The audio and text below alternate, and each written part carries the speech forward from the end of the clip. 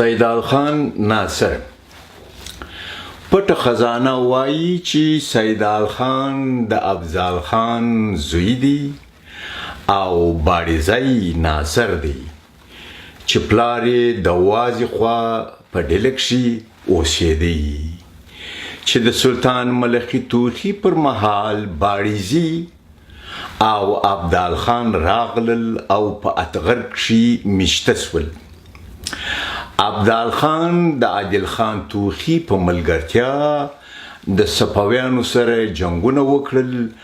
او صفویان یې پرې نه ښودل چې پر قلات باندې واکمني وکړي او هغه مهال چې میرخان یاندي میرویس خان ګورګین خان بیګلربیګي وواژه نو سیدال خان د پښتنو د لښکرو سپاسالار و. سیدال خان ناصر د افغانانو لوی سپاسالار غښتلی مدبر بریالی او زړور پښتون و. د میرویس خان نیکه او شاه محمود خان هوتک سلاکار او د ولسي جرګو لارښود هم و. سیدال خان په کندهار کښې په لکونو لښکریان راټول کړل او د شاه محمود خان هوتک سره یې د فراه او سیستان له لارې کرمان او بیا اصفهان ونیوی. صفویان یې له منځه یوړل او شاه محمود خان هوتک یې د اصفهان پر تخت باندې کښېناوه. د سیدال خان په میړانه د افغانانو پاچهي له کندهار تر هرات او اصفهان پورې غځېدلې وه. سیدال خان ناصر د هوتکو د پاچهي پر مهال د قزوین والی و. سیدال خان د اشرف خان هوتک سپاسالار و چې د افغاني پاچهي د ساتلو لپاره یې د تزاري روس او عثماني دولت لښکرو ته هم ماته ورکړې ده. سیدال خان 22 کاله د هوتکي پاچهۍ سټې ټینګې وساتلې او د هوتکي واکمنۍ څخه یې تر وروستۍ شېبې پورې دفاع وکړله او د شاه اشرف خان هوتک تر وژنې وروسته د نادر افشار سره تر پایه جنګېدلی او په میړانه یې توره چلولې ده. کله چې په 1920 زیز یا عیسوي کال کښې نادریانو د کلات کلابند کړله او د پښتنو لوی سپاسالار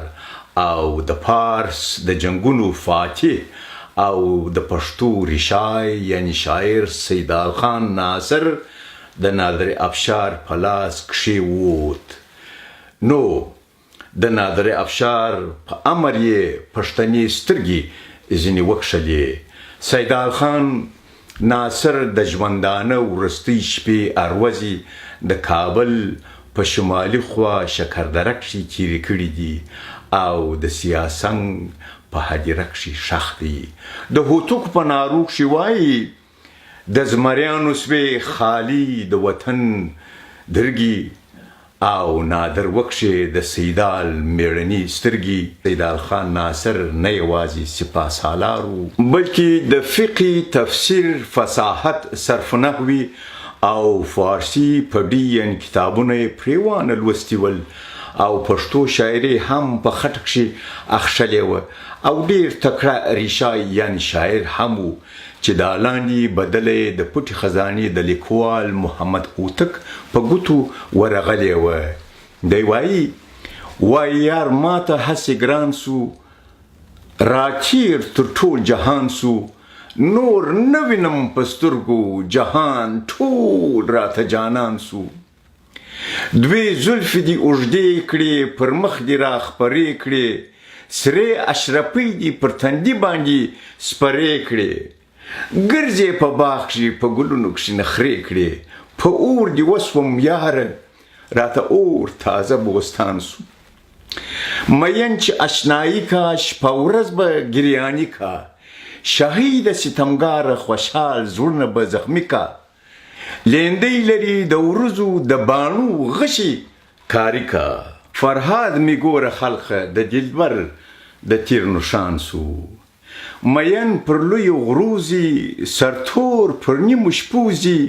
وزی له وطنه ونتن پریږدي په چولوزی فرهادو ناورین وکا په ناورین په غلبلوزی وصال یې نصیب نسو ګوره زړه ډک په ارمان سو نارې وهم عالمه د شپې تر څو بدمه